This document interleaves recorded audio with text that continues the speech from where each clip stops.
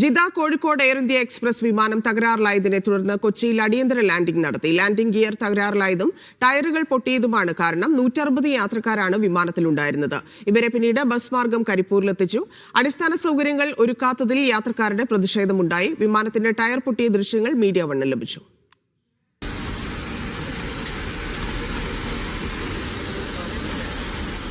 രാവിലെ 9:10 air India എക്സ്പ്രസിന്റെ Jeddah Karipur വിമാനം നെടുമ്പാശ്ശേരി വിമാനത്താവളത്തിൽ അടിയന്തര ലാൻഡിംഗ് നടത്തിയത്.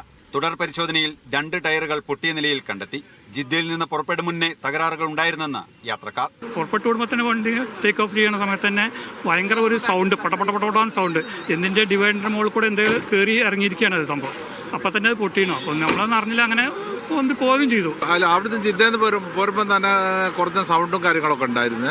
പിന്നെ വീല് പഞ്ചറായ സൗണ്ട് നമ്മൾ പുറത്തറിഞ്ഞിട്ടുണ്ട്. ഭക്ഷണമോ വെള്ളമോ ലഭിച്ചില്ലെന്നും മതിയായ സൗകര്യങ്ങൾ ഒരുക്കിയില്ലെന്നും പരാതിയുണ്ട്. ഇത്രയും സമയം അകത്തിരുന്നിട്ട് പ്രായമായ ഒരുപാട് ഉമ്മമാരൊക്കെ ഉണ്ട് ഉംറക്ക് പോയ. അവർക്ക് മറ്റൊരു ഫുഡിന് വെച്ചിട്ട് ഇതുവരെ അകത്ത് ഒരു ഗ്ലാസ് വെള്ളം ഇതുവരെ കൊടുത്തിട്ടില്ല. ഈ 1.5-2 മണിക്കൂറായി ഇവിടെ വെയിറ്റ് ചെയ്യുന്നു. പ്രതിഷേധത്തിനൊടുവിൽ യാത്രക്കാരെ ബസ് മാർഗം നാട്ടിലെത്തിച്ചു.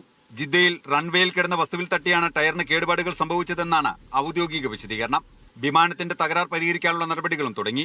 സംഭവത്തിൽ ഡയറക്ടർ ജനറൽ ഓഫ് സിവിൽ ഏവിയേഷനും ബ്യൂറോ ഓഫ് സിവിൽ ഏവിയേഷൻ സെക്യൂരിറ്റിക്കും എയർപോർട്ട് ഡയറക്ടർ ഇന്ന് തന്നെ റിപ്പോർട്ട് നൽകും.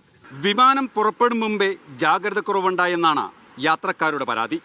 മതിയായ ക്രമീകരണങ്ങൾ ഒരുക്കിയെന്ന് അധികൃതരും അവകാശപ്പെടുന്നു. വാദപ്രതിവാദങ്ങൾക്കിടയിലും തലനാരിഴയ്ക്ക് അപകടം ഒഴിവായതിന്റെ ആശ്വാസത്തിലാണ് യാത്രക്കാരുടെ മടക്കം. കൊച്ചിയിൽ നിന്ന് സച്ചിൻ സജിക്കൊപ്പം സിജോ വർഗീസ്, മീഡിയ 1.